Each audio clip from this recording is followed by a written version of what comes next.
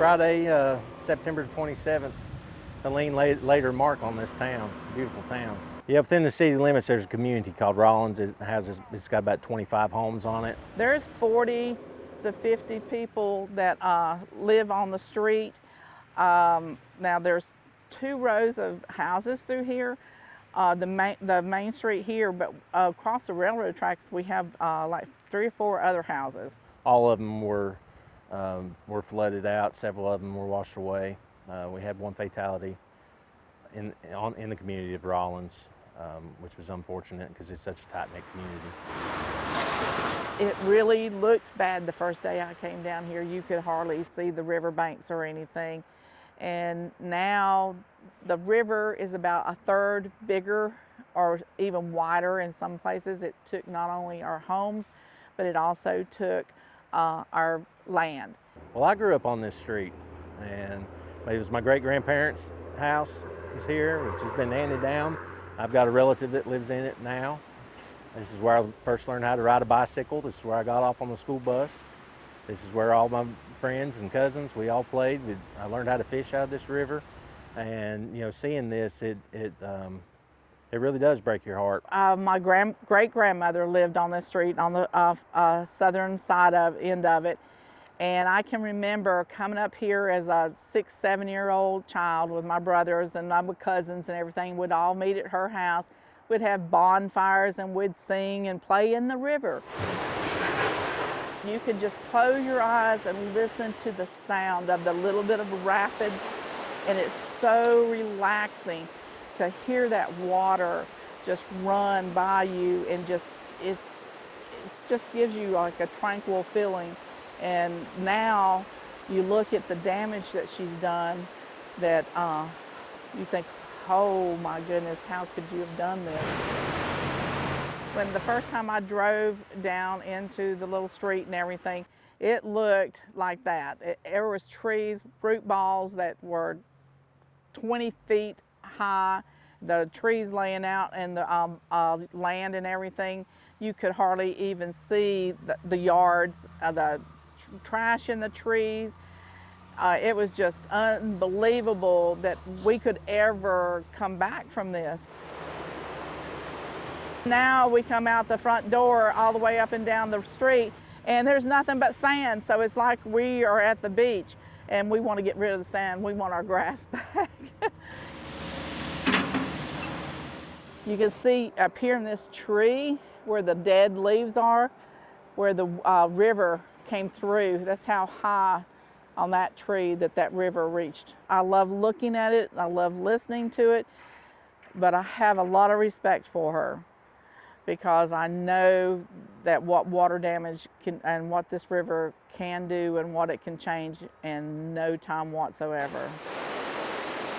We have had to take a deep breath and realize that our community is never going to be the same again. It's never going to look the same again. And then all of a sudden Clay shows up last week and he says, I want to help. I want to be here to help you in any way we can. And it was just a blessing to know that he was here.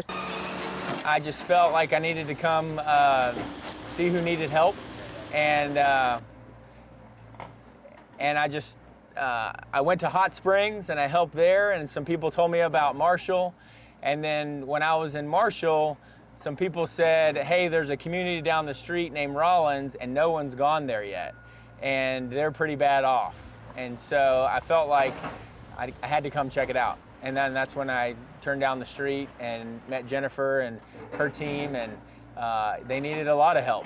And it was clear to me then that we needed to bring back the guys, the machines, and as many volunteers as possible to help them get back on their feet. So I walked him down the street just like I'm walking with you and talked about where each house was and everything, and he said, we can do this, we can do that, and everything. And he said, whatever you need, he said, we will be here, we will have the people here. We worked hard in Knoxville earlier in the week, and then we have taken Thursday and Friday, Saturday and Sunday off, and off from regular work, but then we brought all our machinery here, and are working 10, 12-hour days trying to help these people get back, but we're also sleeping on the banks of the river. I mean, it's beautiful. The French Broad in the fall is spectacular.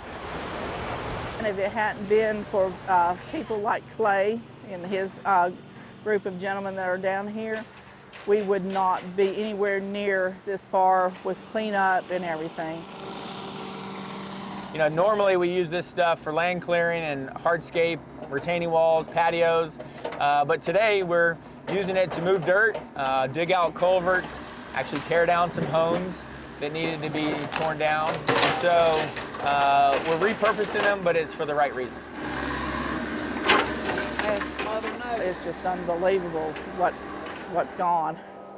This is the remains of my house and my cousin's mobile home.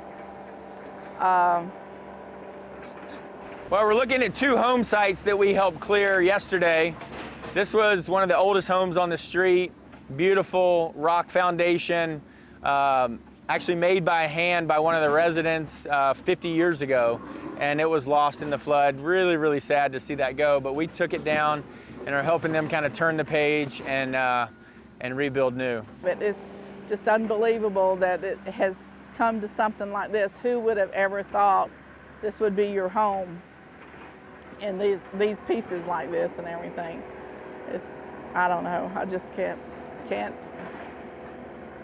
believe it. It's awful. It's Jennifer's childhood home. She grew up here, and her mother raised her here. Her mother still lives on the street. Helped build the house, and then it's been reduced to rubble. We just take it day at a time, and we just know it will be beautiful again. We just don't know what kind of beautiful it will be for the house part of it and everything like that. We know the riverbank and the river will stay beautiful, but our homes are still up in the air. We're just trying to identify problems that we can help solve and then help them check off some things on a really, really long list. So we're digging out the culvert here. This was filled in with sediment from the river, and it was clogged. And so for future storms, there would be no drainage, or the drainage wouldn't would cause additional flooding because it was still clogged. Now, I think the message is there's not one person can't help all. I think there's about 12 communities that are totally shut down still, like Marshall, and one person can't go and provide the solutions to all of those communities. But this is a great example of the fact that there's one community that's in need. They probably need 15 or 20 different big projects done, and we can do our part just by coming and saying, hey, we're going to take on 3 or 4 big projects, do all that we can with the time we're given, and hopefully that'll make a difference. If it's a day or 2 days, if it's a big machine or just a hug and a smile, you got to come out and you got to be a part. And the name of the game is just showing up. And you don't need an invitation. You got to just show up and be willing to help, and you can make a big difference. And I told Clay, I said, you're just one of God's angels that has shown up to help us. I believe that we're all part of a human family, and we look out for each other when we can. And I felt moved to come to this community, and I felt like God is a part of that. And I feel like we can help each other out. I don't know, there may be a day where Jennifer helps me. But when we have an opportunity to help each other, we can. And it's been a special opportunity for me to be able to give back. And she and her community are just wonderful. Yeah, bring it in. Oh, goodness.